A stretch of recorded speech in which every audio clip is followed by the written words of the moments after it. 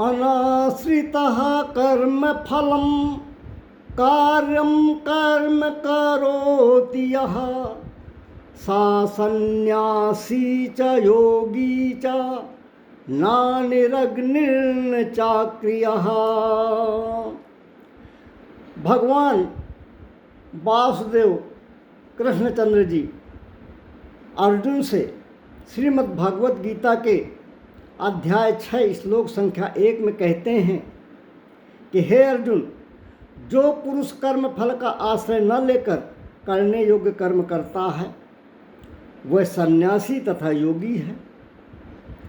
केवल अग्नि का त्याग करने वाला सन्यासी नहीं है तथा मात्र क्रियाओं का त्याग करने वाला योगी नहीं है।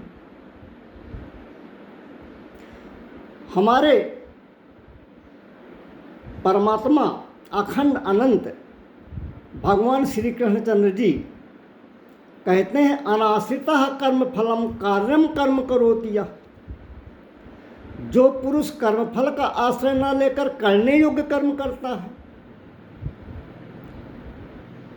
तो भगवान की इस वाणी से स्पष्ट है कि भगवान यहाँ कर्म फल के आश्रय का त्याग बताते हैं, परंतु परम प्रभु अपनी वाणी में आसक्ति के त्याग की कोई बात नहीं करते हैं। जबकि अन्य सभी ग्रंथों की वाणी है, पुराणों की वाणी है और स्वयं भगवान की वाणी है कि आसक्ति का त्याग आवश्यक है सन्यासी योगी बनने के लिए, भगवत भक्त बनने के लिए, भगवत प्राप्ति के लिए। तो इस श्लोक में आसक्ति के त्याग की बात क्यों नहीं आई? इसका सामान्य सा उत्तर है, जिस पुरुष की भोगों में या कर्मों में आसक्ति होती है वो कर्म फल के आश्रय का संपूर्ण त्याग कभी भी नहीं कर सकता है। आसक्ति होने पर ही कर्म फल की कामना होती है। तो इसलिए जिस व्यक्ति ने कर्मफल के आश्रय का त्याग कर दिया है उसमें आसक्ति का त्याग हो चुका है, यह समझ लेना चाहिए। क्योंकि कर्म फल का त्याग किया जाना तभी संभव है जब पहले आसक्ति का त्याग हो जाए, सभी इच्छाओं का अंत हो जाए। प्रत्येक स्थान पर सभी वाक्यों का, सभी शब्दों का प्रयोग नहीं किया जाता है। जब कर्म फल के त्याग की बात आती है तो उसकी पहली अनिवार्य शर्त है कि आसक्ति का त्याग हो जाएगा, तभी कर्म फल का त्याग किया जा सकता है। तो जहां फल का त्याग बताया जाए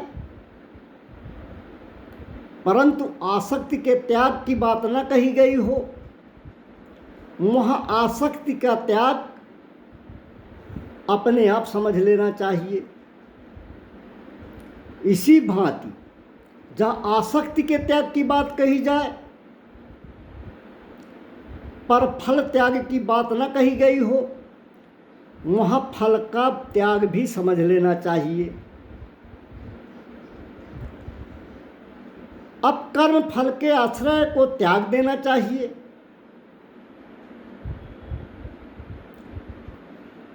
कर्म फल के आश्रय को त्यागने का भाव क्या है? इसका भाव ये है कि धन, पुत्र, मान, मर्यादा, बड़ाई, स्त्री, पौरुष, वैभव, ऐश्वर्य आदि आदि जो इस लोक के हैं और स्वर्ग सुखादि परलोक के जितने भी भोग हैं उन सभी का समावेश कर्म फल में कर लेना चाहिए। ये सभी जो है मिलकर कर्म फल का निर्माण करते हैं। सामान्य मानव जो कुछ भी कर्म करता है वो किसी न किसी फल का आश्रय लेकर ही करता है, किसी न किसी फल की इच्छा से ही वो कोई न कोई कार्य करता रहता है। इसलिए मनुष्य द्वारा किए गए कर्म उसे बार बार जन्म मरण के चक्कर में गिराते रहते हैं। इसलिए इस लोक और परलोक के सभी भोगों को नाशवान, अनित्य, क्षणभंगुर और दुखों का कारण समझकर समस्त कर्मों में ममता, माया, मोह, आसक्ति और फल की इच्छाओं का त्याग करके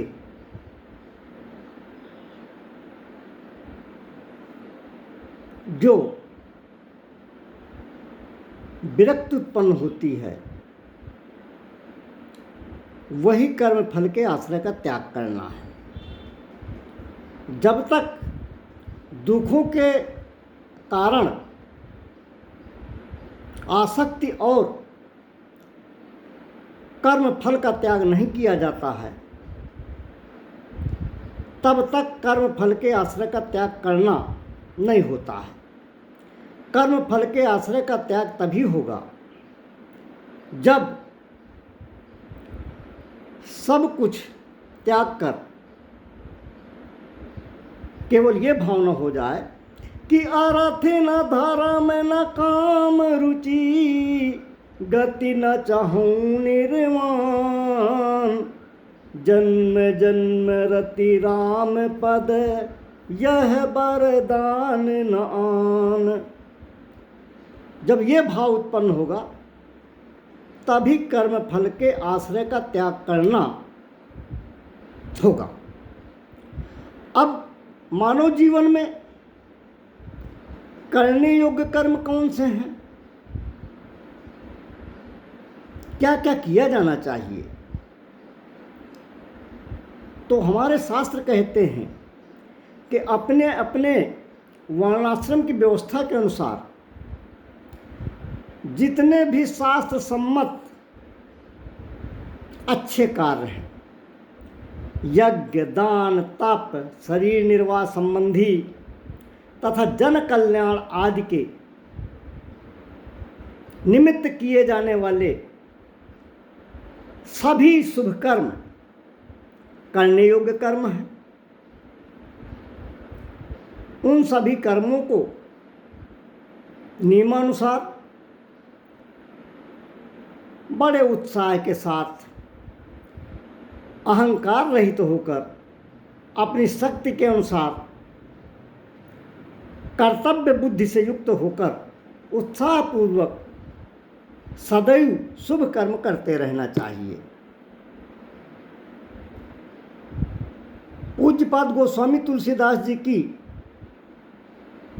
मात्र एक चौपाई से शुभ और अशुभ कार्यों का विश्लेषण किया जा सकता है। परहित सरिस धर्म नहीं भाई, पर पीड़ा सम नहीं अधेमाई। जितने भी परोपकार संबंधी कार्य हैं वो शुभ कर्म है, उसी को धर्म कहा गया है। उससे बड़ा कोई धर्म ही नहीं बताया गया। और दूसरे को किसी भी रीत से पीड़ा पहुंचाना वो अधर्म है। चोरी करना, हिंसा करना, चुगली करना, किसी की सहायता न करना, आदि आदि अनेकानेक जो कार्य सामाजिक दृष्टि से, मानवीय दृष्टि से शुभ नहीं कहे जा सकते, वो अधर्म है। और जो कार्य सदाचरण की परिभाषा में आते हैं, माता पिता गुरु की सेवा करना, दुखियों की दीनों की सहायता करना, गौ सेवा करना, जानवरों पशु पक्षियों प्रकृति के प्रति प्रेम और सेवा का प्रकटीकरण, अपने परिवार कुटुंब का भरण पोषण करना, समाज में नैतिकता और सदाचार पूर्वक जीवन जीना, समाज को नैतिकता और सदाचरण प्रसारित करना, ये सभी शुभ कर्म हैं। अब इस श्लोक में ये कहा गया है कि जो पुरुष कर्म फल का आश्रय न लेकर करने योग्य कर्म करता है, वो सन्यासी भी है और योगी भी है। तो सन्यासी और योगी दोनों कैसे हो सकता है एक व्यक्ति? तो इसमें भगवान ने यह निर्दिष्ट किया है कि कर्म फल का आश्रय न लेकर जो व्यक्ति करने योग्य कर्म करता है, ऐसा कर्मयोगी पुरुष समस्त संकल्पों का त्यागी होता है और उसे उस यथार्थ ज्ञान की प्राप्ति हो जाती है जो सांख्य योग और कर्मयोग दोनों ही निष्ठाओं का चरम फल है। इसलिए वो सन्यासी और योगी दोनों ही गुणों से युक्त माना जाता है।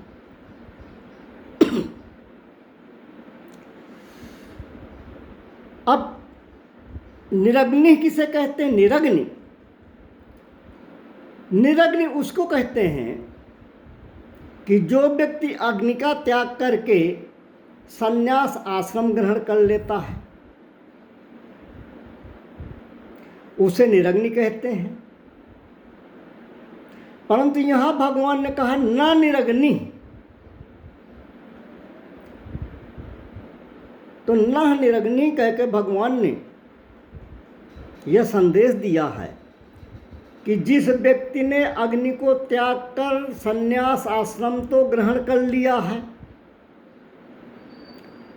परंतु उसमें ज्ञान योग अर्थात सांख्य योग के कोई लक्षण नहीं है, वह वास्तव में सन्यासी नहीं है, क्योंकि उसने केवल अग्नि का ही त्याग किया है। उसकी समस्त क्रियाओं से कर्तापन के अभिमान का त्याग नहीं हुआ है।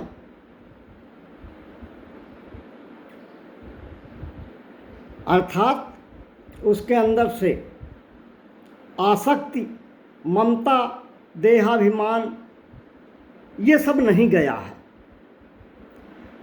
जबकि सन्यासी होने के लिए दोनों चीज़ें आवश्यक हैं, अग्नि का त्याग आवश्यक है और उसके अंदर ज्ञान योग अर्थात सांख्य योग के लक्षण होना भी आवश्यक है। और ज्ञान योग अर्थात सांख्य योग की प्राप्ति कब होगी? जब व्यक्ति ने समस्त क्रियाओं में कर्तापन के अभिमान का त्याग कर दिया है। ममता, मोह, अहंकार, आसक्ति, देहाभिमान, विद्याभिमान, ज्ञान अभिमान आदि का त्याग कर दिया है। तो समस्त क्रियाओं का सर्वथा त्याग करके जो ध्यानस्थ हो जाए उस पुरुष को अक्रिय कहते हैं। भगवान ने इस श्लोक में नाचा अक्रिय कहकर यह भाव दिखाया है कि जो सब क्रियाओं का त्याग करके ध्यान लगाकर तो बैठ गया है, परंतु जिसके अंतःकरण से अहंकार, ममता, राग, द्वेष, जलन, ईर्षा, अहंकार इत्यादि नहीं गए हैं, वह अक्रिय नहीं हो सकता है। अक्रिय उसी को कहेंगे जो सभी कामनाओं का त्याग करके फिर ध्यानस्थ हुआ है। सकल कामनाहीन जे राम भगति रसलीन, नाम सुप्रीम पीयूष हृदय तिन्हि किए मन मीन। तो इसलिए जब तक समस्त कामनाओं का त्याग नहीं होगा, व्यक्ति के अंदर से ममता, मोह, अहंकार, अपना पराया, मैं और तोर मैं माया, मैं और तोर तय माया, जही बस कीन्हे जीव निकाया, इस तत्व का समूल उच्छेदन नहीं हो जाता है, समूल नाश नहीं हो जाता है, तब तक व्यक्ति न तो सन्यासी हो सकता है, न योगी हो सकता है, और न अक्रिय हो सकता है, यानी ईश्वर को समर्पित हो सकता है। इसलिए यदि भगवान का भक्त बनना है, भगवान की चाहत है, तो अपने अंदर से दुर्वासनाओं का, दुर्व्यसनों का और सभी दूषित कामनाओं का त्याग कर दें, तभी आप सन्यासी व योगी बन सकेंगे। केवल चोला धारण करके सन्यासी योगी तब तक नहीं कहे जा सकते जब तक आपके अंदर से ममता, मोह, अहंकार, क्रोध, बैर, भाव, ईर्षा, द्वेष आदि नहीं मिट जाते हैं। इसलिए सच्चे सन्यासी और योगी बनने की शर्तें इस श्लोक में भगवान ने बताई हैं। बोलिए जय श्री राधे कृष्ण।